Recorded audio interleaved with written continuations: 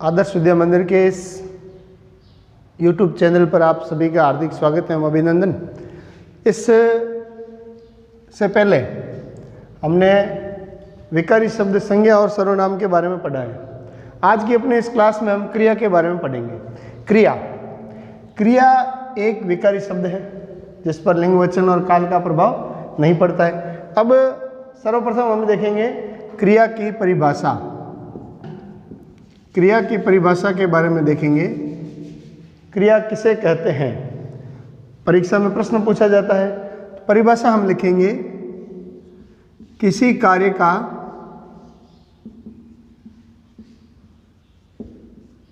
करना या होना पाया जाता है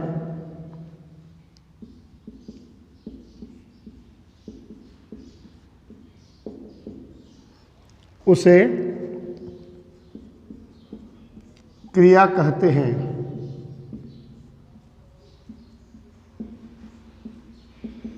सभी इधर ध्यान देंगे। जो यहाँ पर ये शब्द आ रहा है, किसी कार्य का करना या किसी कार्य का होना, दोनों कार्य जब होते हैं, करना या होना, तो वह वाक्य जो है जिसके माध्यम से कार्य संपन्न होता है वो क्रिया कहलाती है। जैसे हम अपने प्रत्येक कार्य में किसी भी कार्य को करते हैं, क्रिया के बिना किसी भी वाक्य का पूर्ण होना संभव नहीं है। तो उदाहरण के लिए क्रिया शब्द, हम क्रिया शब्द किसे कहेंगे? जो क्रिया के होने की संकेत करता है, जैसे दौड़ना, कूदना, भागना,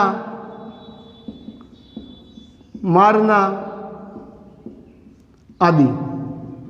ये सारे शब्द क्या करते हैं? हमें संकेत करते हैं कि क्रिया हो रही है। दौड़ना, कूदना, भागना, खाना पीना, रोना सोना, ये सारे शब्द क्या कहलाते हैं? क्रिया शब्द कहलाते हैं। ये हमें किसी कार्य के करने या होने का संकेत करते हैं। तो वाक्य में जो ये शब्द हमें संकेत करते हैं, इन शब्दों को हम क्या कहेंगे?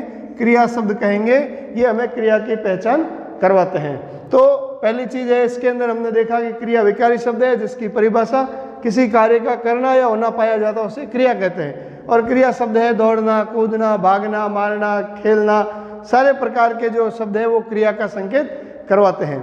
अगला इसमें अपना वैसे आता है, क्रिया के बारे में जब हम पढ़ते हैं तो अगला शब्द आता है क्रिया के भेद। क्रिया को कितने भागों में विभाजित किया गया है? क्रिया के भेद कितने किए गए हैं? तो भेदों को जब हम देखते हैं तो इसमें हमारे सामने दो बातें निकल कर आती है।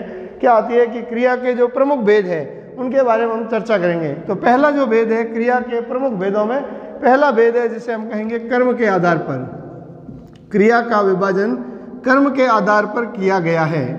कर्म के आधार पर। दूसरा विषय इसमें आता है, पहला कर्म के आधार पर और दूसरा प्रकार है इसमें संरचना के आधार पर। दूसरा क्या है? संरचना के आधार पर। दूसरे प्रकार में इसके संरचना के आधार पर इसका विभाजन किया गया है। तीसरा हम प्रकार करेंगे, वो प्रकार हो जाएगा काल के आधार पर। क्या हो जाएगा? काल के आधार पर। तो देखिए इधर सबसे पहले हमारे को देखना है, क्रिया को तीन भागों में विभाजित किया गया है, कर्म के आधार पर, संरचना के आधार पर और काल के आधार पर। अब इनके हम क्या करेंगे? उपभेद करेंगे। इनके क्या करेंगे?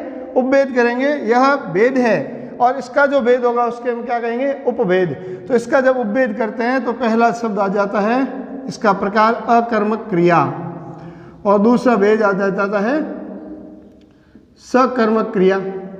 जब हम कर्म के आधार पर विभाजन करते हैं तो पहला हो गया अकर्मक क्रिया और दूसरा सकर्मक क्रिया। तीसरा इसमें जो भाग हमने कभी पढ़ा होगा जिसको हमने कहा है द्विकर्मक। द्विकर्मक में भी यदि है तो ये द्विकर्मक अपने आप में सकर्मक का एक भाग है, क्योंकि इसमें दो कर्म उपस्थित होते हैं और जिस वाक्य में कर्म उपस्थित होते हैं वो सकर्मक होती है और द्विकर्मक में दो कर्म होते हैं, चूंकि यह सकर्मक क्रिया रहेगी।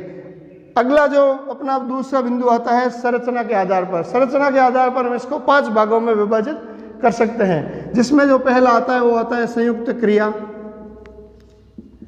पहली जो इसकी प्रकार है वो है संयुक्त क्रिया। संयुक्त क्रिया के बाद में दूसरा इसका प्रकार है नाम धातु। क्या होगा? नाम धातु। नाम धातु क्रिया संरचना का दूसरा प्रकार है। तीसरे के अंदर हम इसको ले सकते हैं प्रेरणार्थक क्रिया। तीसरा प्रकार है इसका प्रेरणार्थक क्रिया। प्रेरणार्थक क्रिया के बाद में चौथा आता है, उसे हम कहेंगे पूर्णकालिक क्रिया। पूर्णकालिक, और पूर्णकालिक के बाद में अगली जो क्रिया आती है उसको हम कहेंगे कृदंत क्रिया, कहेंगे कृदंत क्रिया। तो ये बात हमारे को ध्यान में करनी है। कर्म के आधार पर दो भाग होते हैं, अकर्मक और सकर्मक। दूसरा संरचना के आधार पर इसको जो बांटेंगे तो संयुक्त क्रिया, नाम धातु, प्रेरणार्थक, पूर्णकालिक और कृदंत क्रिया। और तीसरा जो अंतिम प्रकार है वो है काल के आधार पर। चूंकि हमने काल के बारे में पूर्व की कक्षाओं में पढ़ा है, काल 3 प्रकार के होते हैं, भूतकाल, भविष्यकाल और वर्तमान काल। भूतकाल, वर्तमान काल और भविष्य काल उसी को क्रिया के साथ में जोड़ा है, जिसका हो जाएगा पहला नाम अपन दे देंगे वर्तमान कालिक। पहला जो प्रकार है वर्तमान कालिक। दूसरा जो प्रकार है उसको हम कहेंगे भूतकालिक, और तीसरा है भविष्यत कालिक। तो इधर देखेंगे ध्यानपूर्वक, हमने पहले क्रिया की परिभाषा के बाद में उसके उदाहरण के बाद 3 भेद, और 3 भेदों के बाद में जो है इसके उपभेद। एक जो है प्रकार है कर्म के आधार पर, संरचना के आधार पर और काल के आधार पर, इनके उपभेद किए गए, इनके नाम यहाँ पर लिखे गए हैं। तो इस प्रकार से क्रिया के कुल 3 भाग होते हैं।